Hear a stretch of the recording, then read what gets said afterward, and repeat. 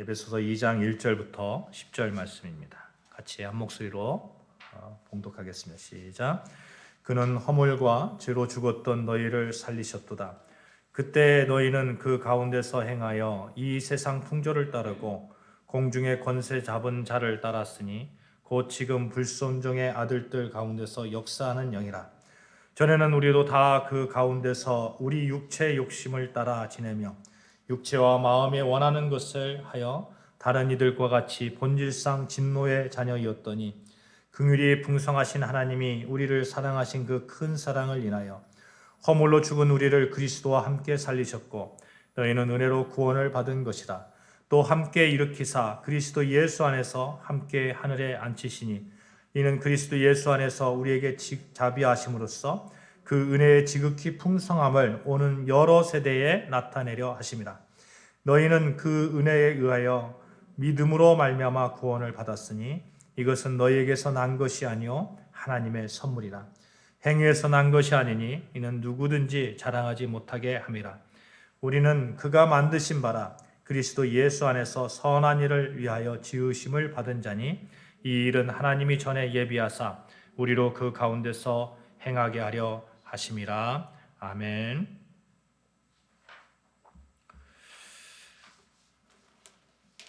우리가 흔히 나답다, 완전하다, 아름답다 이런 얘기를 하잖아요. 사랑하는 여러분, 우리가 완전하고 나답고 아름답고 이런 개념에 있어서 가장 그 개념에 합한 자가 누구일까 생각해 보면 여러분과 저입니다. 여러분과 저예요. 우리 그리스도인이라는 거예요. 로마서 11장 29절에 보면 하나님의 은사와 부르심에는 후회함이 없느니라 이런 말씀이 있습니다. 하나님의 자녀로 여러분과 저를 불러주시잖아요. 불러주셨고 각각의 은사를 주셨습니다. 하나님께서 주신 그 은사를 가지고 여러분과 저는 이 땅을 살아갑니다. 그 삶의 과정 속에서 어떤 때는 너무 어려 보이고 어떤 때는 너무 미숙해 보이고 후회스럽고 자꾸 실수를 합니다. 그래서 그 상황을 만회하기 위해서 하나님께 따지듯이 이렇게 묻기도 하죠. 하나님, 나에게 이 정도 재능밖에 주지 않았습니까? 왜 이 정도 은사밖에 주지 않았습니까? 왜 이 정도의 환경밖에 주지 않았습니까? 여기다 조금 1%만 더 주셨으면 제가 뭔가 할 수 있었을 것 같은데 하나님 왜 그렇습니까? 그런데 우리 성경에서 계속해서 말씀하고 있는 것은 여러분, 하나님은 여러분에게 충분한 은사를 주시고 충분한 환경을 만들어 주시고 또 그것뿐만 아니라 기대하고 계시고 기다려 주신다는 겁니다. 혹은 우리가 실수해도 우리가 미숙해도 기다리시며 후회하심이 없으십니다. 우리를 인정하시고 기다려 주시고 아껴 주십니다. 여러분과 저는 여전히 하나님의 기대 가운데 있고 여전히 하나님의 사랑과 하나님의 귀한 자녀로 서 있습니다. 이 사실 믿는 것, 이 사실을 가지고 가는 것, 우리 삶에 큰 힘이 될 거예요. 사랑하는 여러분, 우리는 그리스도인이에요. 그리스도인이라는 것은 교회라는 이름으로 불리는 사람들입니다. 그리스도인이라는 것은 하나님의 부르심의 순간부터 예수 그리스도를 머리로 하는 그 한 몸의 교회로 연합된 자예요. 성부, 성자, 성령 삼위일체 하나님이신데 성자이신 예수와 연합된 자라는 거예요. 교회와 연합된 여러분과 저를 얼마나 귀하게 여기시고 사랑하시고 어떻게 대우해 주실지 기대되고 또 소망이 되지 않습니까? 내가 얼마나 사랑받고 있는 존재인지 아는 것, 그것은 세상을 살아갈 수 있는 가장 강력한 무기가 될 것입니다. 여러분과 저는 그런 무기를 가지고 있습니다. 부모에게서 사랑받았다고 생각하는 자녀들이 있잖아요. 나는 부모에게서 참 많은 사랑을 받았어. 그렇게 늘 생각하는 자녀들은 세상에 나가서 당당하죠. 그렇죠? 당당합니다. 하나님께 사랑받고 또 하나님께 인정받고 있다는 사실을 믿는 그리스도인은 세상에 나가서 당당할 수밖에 없습니다.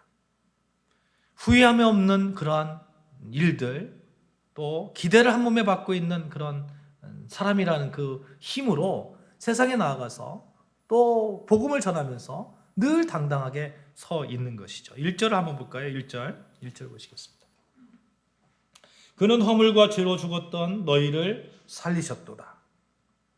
우리를 사랑하시고 기대하시면서 죽었던 사람을 살리셨다, 이렇게 말씀합니다. 죽은 사람을 살리시는 그 하나님의 사랑, 그 기대의 대상, 바로 여러분과 저의 정체성이라는 겁니다. 우리가 이런 찬양을 하잖아요. 당신은 사랑받기 위해 태어난 사람, 그리고 그 사랑 전하기 위해 주께서 택하시고 이 땅에 심으셨네. 또 하나의 열매를 바라시며 사랑받기 위해 태어났다. 또 그 사랑을 전하는 자다.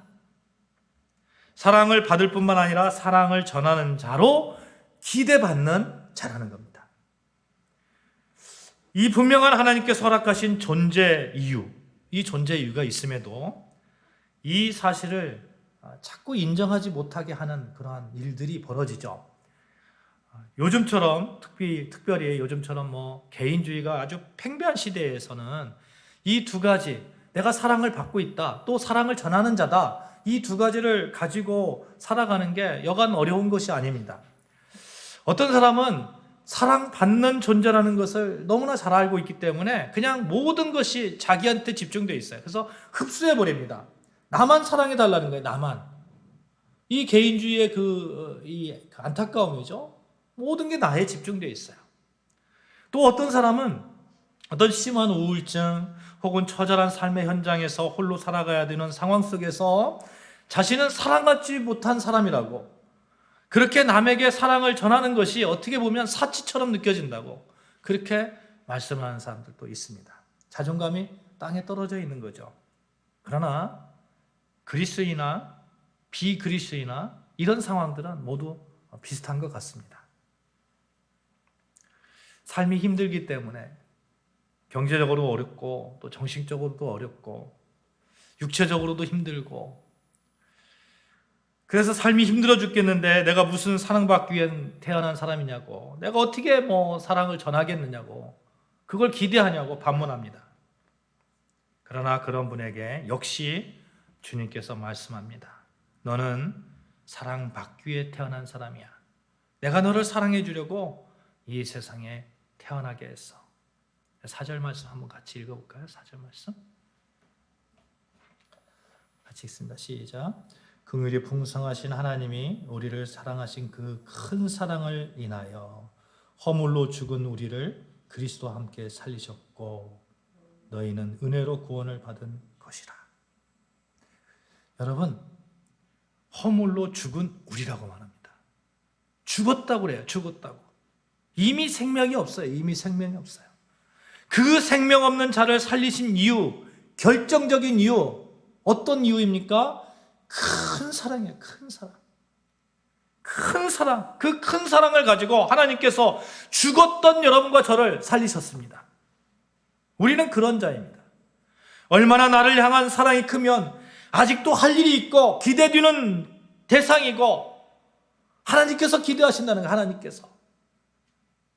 하나님께서 그렇게 말씀하시겠습니까?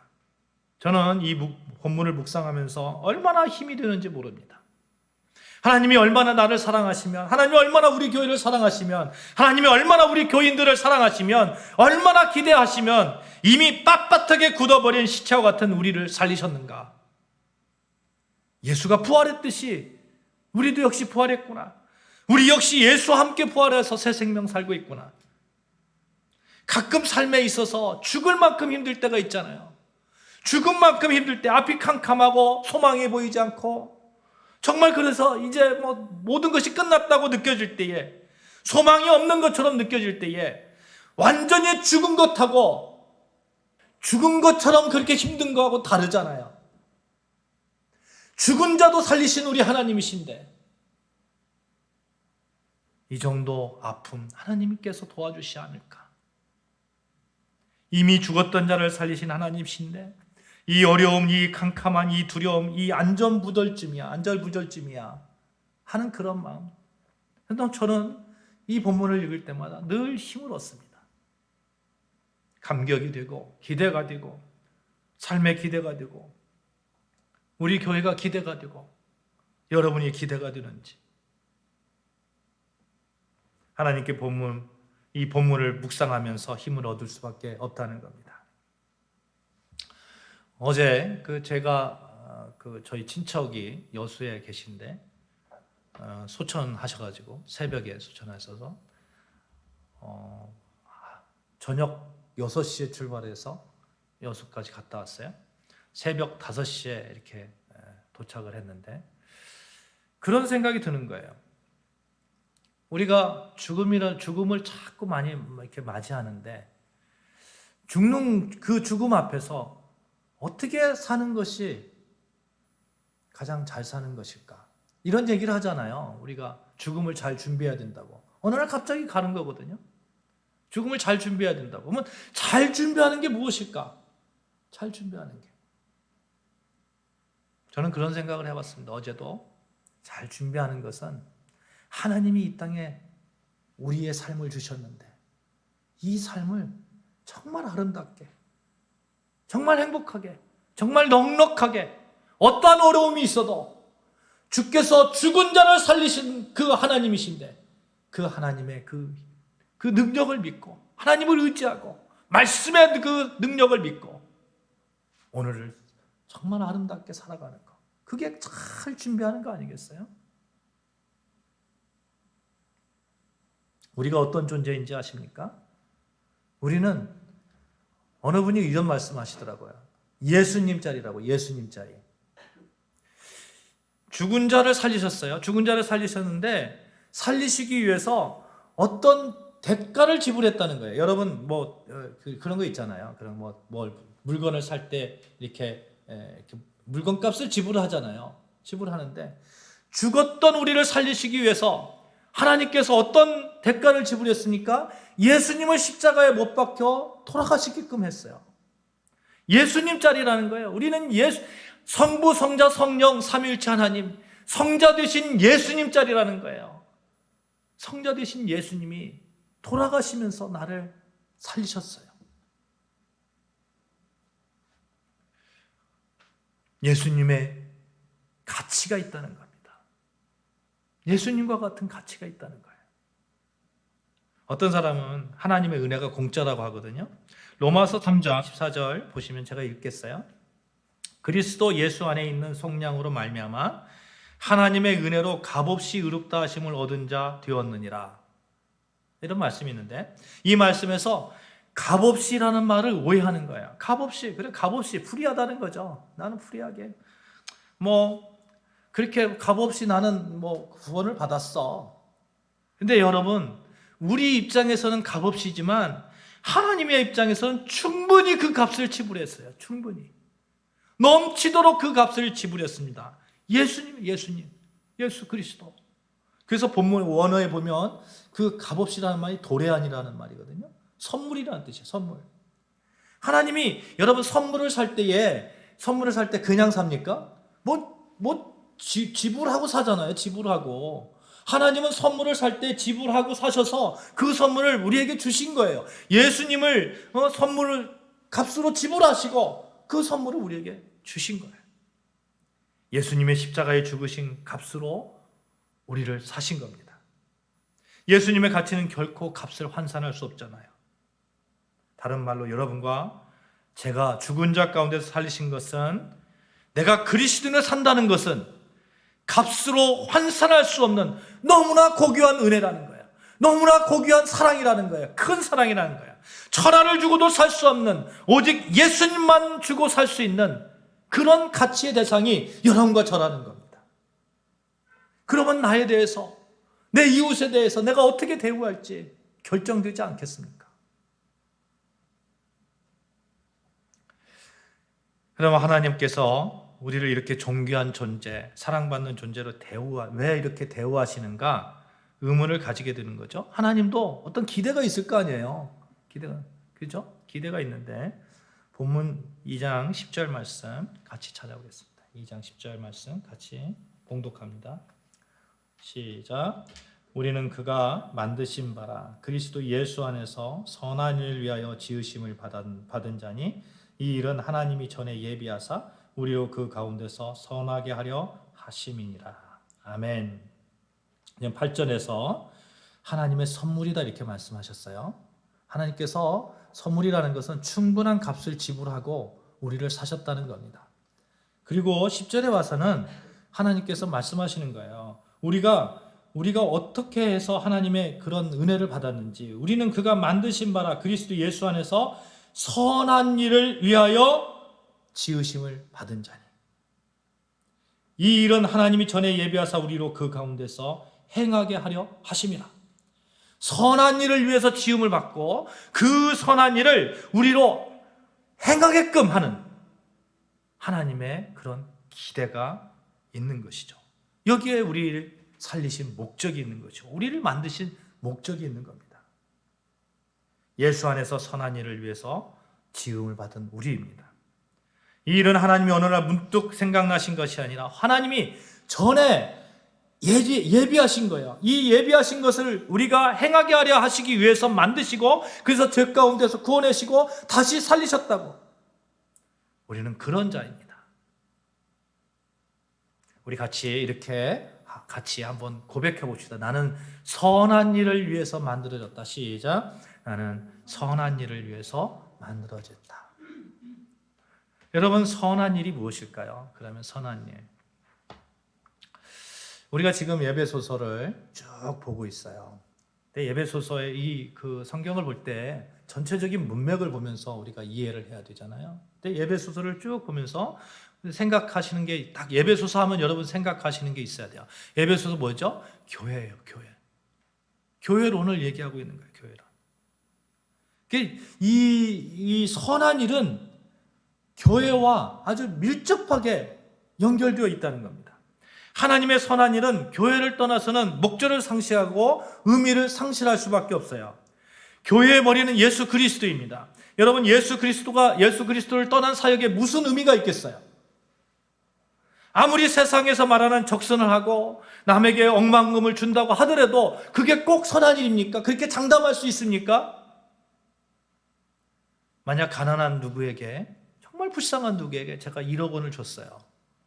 1억 원을 줬는데, 그래서 내가 선한 일이라고 생각했는데 그것을 받은 그 가난한 자가 이 1억 원을 가지고 아주 방탕한 생활을 하는 거예요. 방탕한 삶을. 제가 준 게 선한 겁니까? 선한 의도를 가지고 했겠죠. 선하지는 않은 거죠. 인간이 말하는 선함은 그렇게 얼마든지 변할 수 있다는 겁니다. 그러나 교회를 통한 선함은 그렇지 않습니다. 교회의 머리 되신 예수님이 계시기 때문에 그런 거예요. 예수님은 언제나 완전하시잖아요. 그러므로 선한 일은 반드시 교회와 직결될 수밖에 없습니다. 그것이 그리스도인의 선한입니다. 여러분과 제가 행해야 되는 선한입니다. 옛날 어르신들 중에 이런 말씀을 많이 하셨어요. 옛날에는 교인이다 이런 말씀을 해요. 교인이다. 기억나시죠? 교인이다.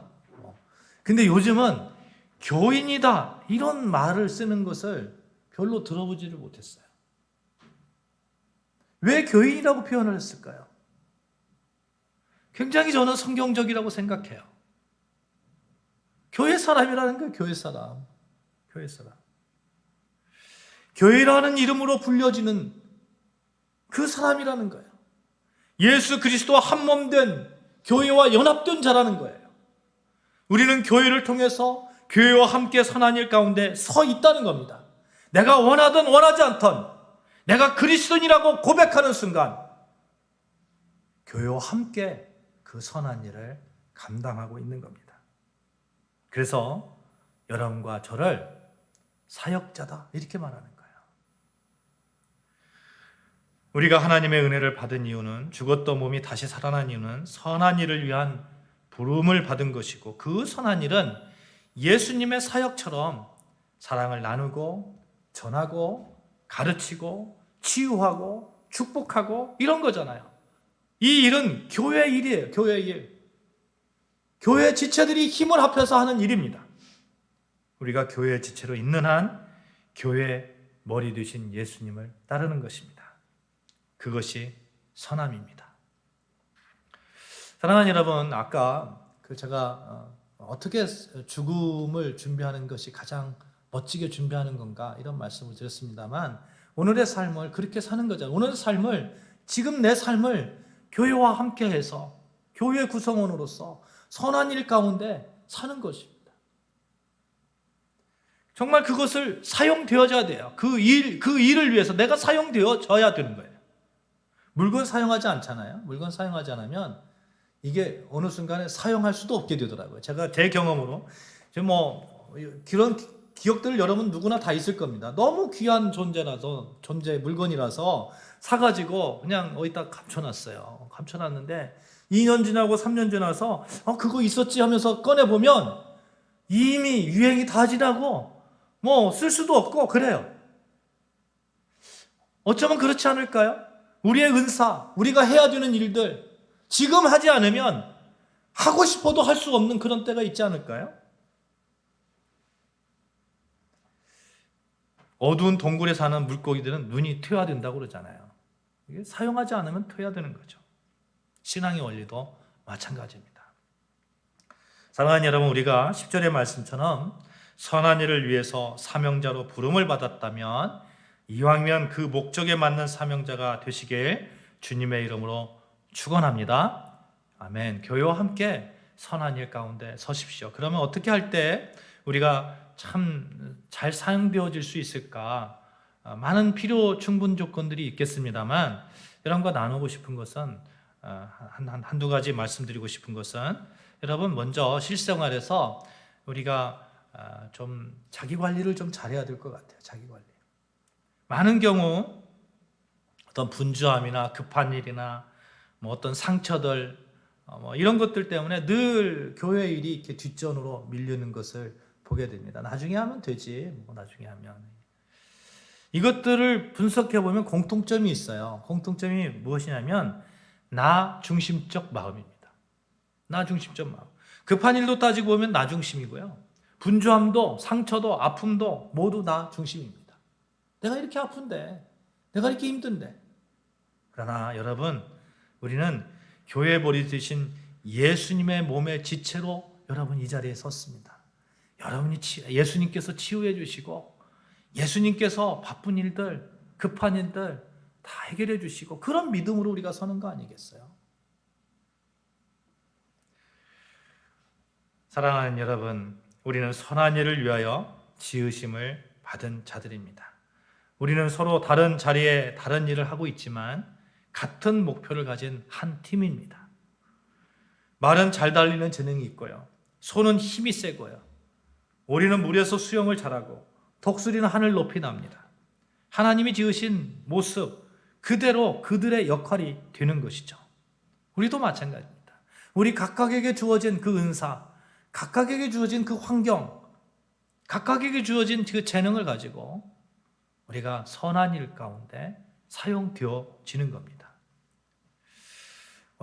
어떤 분은 반주로, 어떤 분은 영상으로, 어떤 분은 예배로, 그것이 최고의 선함이 되는 것이죠. 최고의 선함. 이렇게 일을 할 때 혹시 하나님 저 너무 약한데요, 저가 힘이 없습니다, 이럴 때 더 감사하시기를 바라요. 왜냐하면 하나님은 약한 자를 들어서 사용하시기 때문에 그렇습니다. 그렇잖아요? 성경에서 분명히 이렇게 말씀하십니다. 하나님께서는 세상에 약한 것들을 택하사 강한 것들을 부끄럽게 하신다. 내가 약하다고 느낄 때 도리어 감사할 수 있는 그 믿음을 가지시고 선한 일 가운데 담대하게 그렇게 서시기를 주님의 이름으로 축복합니다. 약점 때문에 사역을 거부하는 그런 핑계는 대지 말자고요. 닉 워렌 목사님이 목적이 이끄는 삶에서 있는 대로 소개를 해보겠어요. 아브라함은 노인이었고, 야곱은 불안한 상황에 있었고, 레아는 예쁘지 않았고, 요셉은 메도디였고, 모세는 말더듬이었고, 기드온은 가난하였고, 삼손은 의존적이었고, 라합은 부도덕했고, 다윗은 간음을 했고, 엘리야는 자살을 생각했었고, 요나는 마지못해 하는 사람이었고, 나오미는 과부였고, 세례요한은 괴팍한 행동의 소유자였고, 베드로는 즉흥적이었고 성격이 급한 불 같았으며, 마르다는 늘 걱정이 많았고, 사마리아 여인은 여러 차례 결혼 생활에 실패했고, 삭개오는 사유에서 따돌림 당했고, 도마는 의심이 많았고, 바울은 건강에 문제가 있었고, 디모데는 마음이 연약했다. 여러분, 모르는 사람이 있습니까? 여기서 모르는 사람이 있어요? 다 아는 사람이에요. 다 성경에서 중요하게 다루는 사람들입니다. 다 믿음의 조상들이에요. 하나같이 이분들이 약점이 있었다는 거예요. 사랑하는 여러분, 우리의 약점 가지고, 우리의 나약함 가지고 선한 일을 할 수 없다는 그 패배의식 벗어버리자고요. 여러분, 우리의 약점을 도리어 가지고 선한 일의 현장으로 나아가자고요. 결단하자고요. 하나님, 제가 약해요. 그러니 하나님 붙들겠어요. 하나님, 저에게 능력을 주세요. 기도하면서 나아가자고요. 오히려 약함이 강함이 될 줄로 믿습니다. 아멘. 사랑하는 여러분, 말씀을 맺겠어요. 우리는 선한 일을 위해서 지원받은 사람들입니다. 분명합니다. 내가 그리스도인이 있는 한 선한 일 가운데 있을 수밖에 없어요. 그 선한 일은 이 교회와 함께 가는 거예요. 내가 그리스도인으로 있는 한 교회의 머리 되신 예수님의 그 사역을 같이 감당할 수밖에 없는 거잖아요. 선한 일을 하도록 구원받은 사람들입니다. 우리는 선한 일을 하도록 성령 받은 사람입니다. 그 부르심을 받는 순간, 지음을 받는 순간 우리는 그리스도의 머리 되신 교회의 지체가 되었습니다. 교회와 연합되었습니다. 이 점을 잊지 마시고 우리의 선한 일이 교회와 함께한 자로서, 지체로서 그렇게 세상 속에서 아름답게 이루어 나가기를 늘 기도하시면서, 내가 혹시 약하다고 느끼시면 하나님의 강함을 붙드시기를 주님의 이름으로 축복합니다. 아멘. 기도하시겠습니다.